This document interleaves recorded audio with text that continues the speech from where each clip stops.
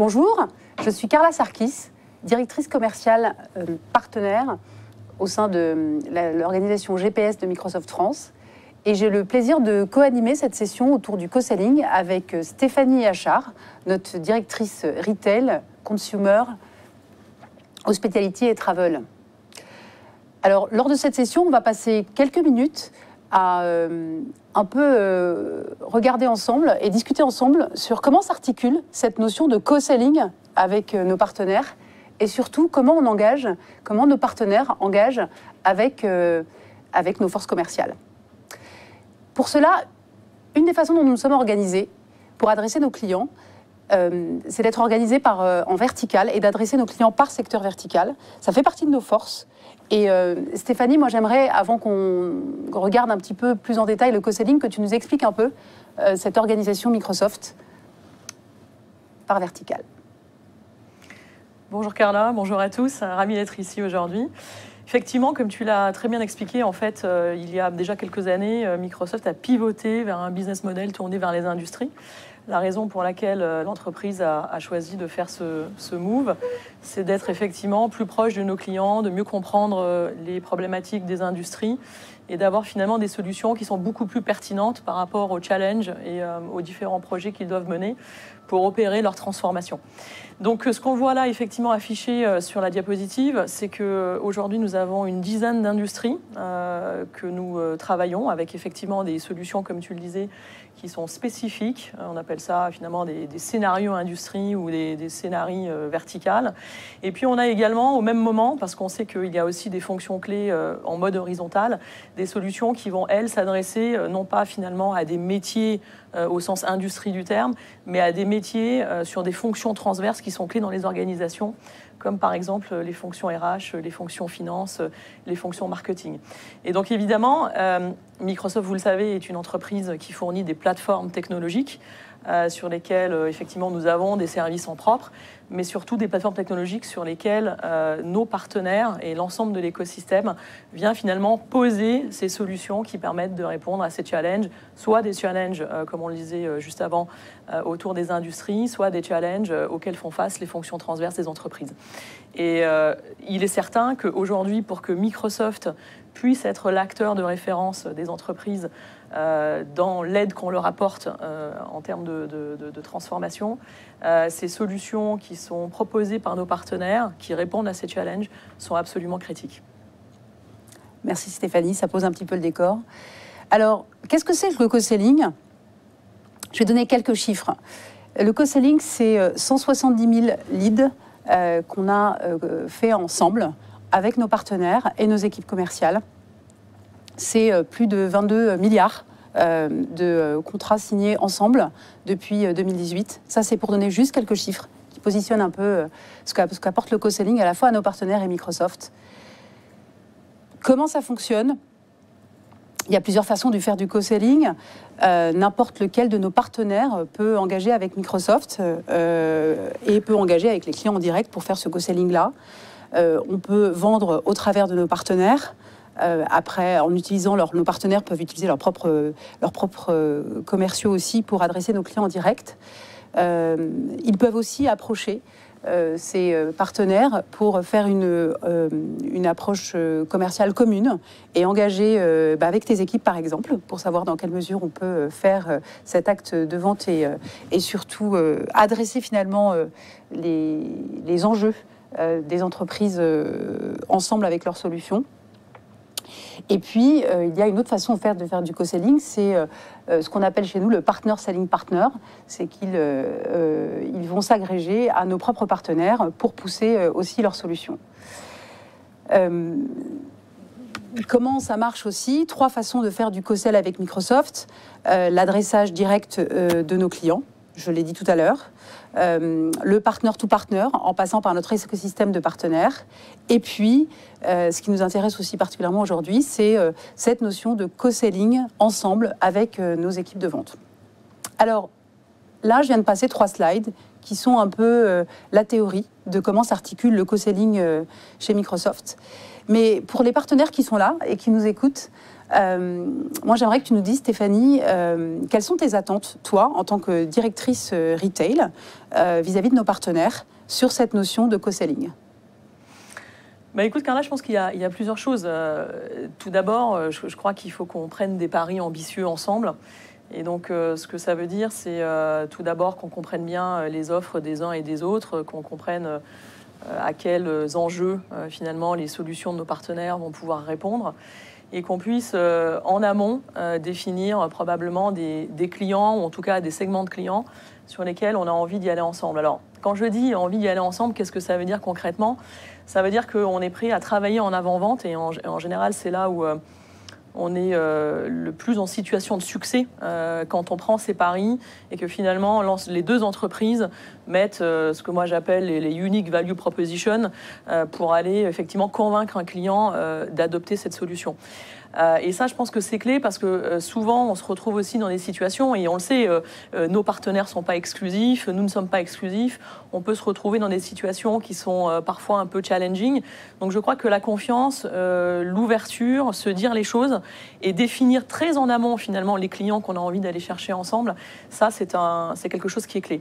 Nous, ce qui est important chez Microsoft, et ce que je veux dire aux partenaires qui nous écoutent aujourd'hui, c'est que l'ensemble de nos équipes commerciales, et notamment les directeurs de compte, qui eux sont en charge de la stratégie sur un client ou un segment de clients donné, finalement ont l'obligation et le devoir, et le font avec beaucoup d'envie, de définir finalement les partenaires, quels qu'ils soient. Hein. Ça peut être des partenaires, comme on le dit tout à l'heure, dont tu parlais, des éditeurs de logiciels, des partenaires qui vont être plus tournés autour du conseil, qui vont être des SI qui vont aider les clients soit à adopter, soit finalement à mettre en œuvre les solutions et les technologies.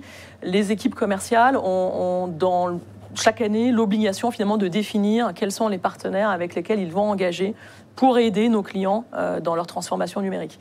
Et du coup, quand on fait cet exercice finalement d'account planning qui est assez global, ce qui est très intéressant, c'est qu'on puisse le faire aussi avec nos partenaires.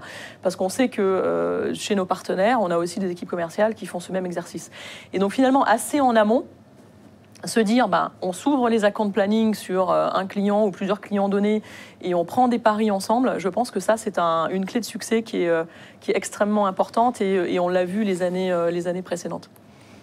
Merci Stéphanie. Là, tu viens de nous donner un peu les best practices de ce que c'est, les bonnes pratiques, de ce que c'est qu'un co-selling réussi ensemble entre nos deux équipes commerciales, entre les équipes commerciales de nos partenaires et nos propres équipes. Écoute, moi j'ai envie de te poser une question, c'est de ton point de vue, quels sont les pièges à éviter aussi? Voilà, on a eu l'illustration de ce que c'est qu'un best practice, de ce que c'est qu'un super co-selling ensemble. Mais j'ai envie de te poser cette question-là, de ton point de vue. C'est quoi les pièges à éviter sur cette notion de co-selling? Absolument. Les pièges, je crois que c'est déjà quand on n'a pas des attentes qui sont clairement comprises de part et d'autre. Parce que je crois qu'on est dans une alchimie qui est quand même assez intéressante, c'est-à-dire que nos partenaires, et c'est normal, les partenaires ont investi sur nos technologies, on sait qu'ils ont fait un investissement important, et on les en remercie évidemment. Les partenaires finalement se disent tiens, Microsoft va être un leverage extrêmement fort pour aller entre guillemets vendre à ma place. Et nous, côté Microsoft, on a aussi cette dynamique de dire on va utiliser les partenaires pour avoir plus de surface de vente, aller plus vite, être plus pertinent, etc., etc. Donc je pense que là où il y a potentiellement un piège, je ne sais pas si c'est un piège, mais en tout cas un sujet à adresser assez rapidement, c'est la compréhension du qui fait quoi. C'est vrai que nous, Microsoft, évidemment, on travaille avec les partenaires, on engage, on va voir les clients ensemble, on prend des paris, une fois qu'on est convaincu et qu'on a finalement cette ambition commune, on va pousser chez nos clients pour faire en sorte que la solution du partenaire soit adoptée et retenue. Maintenant, la réalité des faits, c'est que sur beaucoup de domaines, et notamment les domaines verticaux dont on a parlé, ou les fonctions horizontales, Microsoft n'est pas pertinent. En tout cas, n'est pas le plus pertinent pour aller finalement pousser ces solutions, parce qu'on n'a pas cette expertise. Et c'est là où potentiellement il y a un sujet de bien comprendre les attentes de part et d'autre, parce que c'est vrai qu'on a pu se retrouver dans des cas, et que je comprends tout à fait, et qui sont légitimes, où les partenaires se disent mais pourquoi vous, Microsoft, vous les équipes commerciales de Microsoft, vous ne vendez pas notre solution? Et c'est pas forcément qu'on ne souhaite pas le faire ou qu'on ne veut pas le faire, c'est qu'on n'est pas nécessairement les mieux armés, puisque ces solutions sont assez prescriptives et spécifiques à une fonction donnée. Donc ça, je pense que c'est peut-être un écueil à éviter, et c'est pour ça que tout à l'heure, je parlais vraiment de se dire les choses, d'être transparent, de se dire, là, on va y aller ensemble parce que c'est pertinent, là, en revanche, on ne peut pas, et puis après, vraiment de se focaliser sur quelques clients. Je pense qu'en se focalisant sur quelques clients, ce qui est intéressant aussi, c'est que les équipes apprennent à travailler ensemble. Et il y a aussi un sujet de culture d'entreprise, parce que chaque entreprise a sa propre culture, ses propres modes de travail, et finalement, apprendre à travailler ensemble autour d'un exemple concret fait que derrière, on va pouvoir après dérouler beaucoup plus vite sur les clients suivants ou les opportunités suivantes. Merci Stéphanie. Alors, on a vu un petit peu comment on était organisé d'un point de vue commercial. On a regardé la façon dont s'articulait le co-selling avec nos partenaires et quelles étaient les bonnes pratiques et pourquoi d'un co-selling réussi. Peut-être en conclusion, moi j'aimerais que tu nous redises, même si tu l'as expliqué un petit peu au départ, pourquoi, de ton point de vue, à toi, Stéphanie, tu penses que le co-selling avec nos partenaires est important pour Microsoft, en quelques mots? D'abord, travailler avec des partenaires a toujours été dans l'ADN de Microsoft. Donc ça, je pense que l'entreprise travaille avec les partenaires depuis le début. Maintenant, par rapport à cette transformation qu'on a opérée il y a 4 ans, c'est vrai qu'aujourd'hui, avoir un réseau de partenaires qui finalement crédibilise l'approche de Microsoft sur les industries pour répondre à des challenges précis est absolument critique. Microsoft ne sera jamais en capacité, et ce n'est pas sa volonté, de proposer des solutions verticalisées pour le monde de la distribution, pour le secteur finance, pour le secteur public.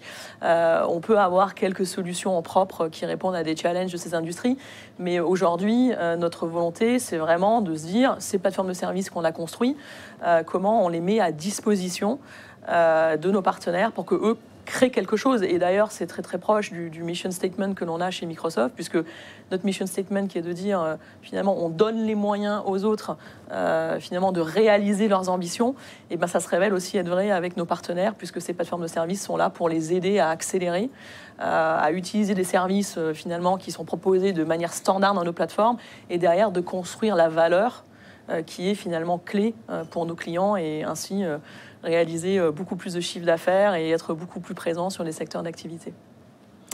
Merci Stéphanie pour ta réponse. Alors, et merci à tous.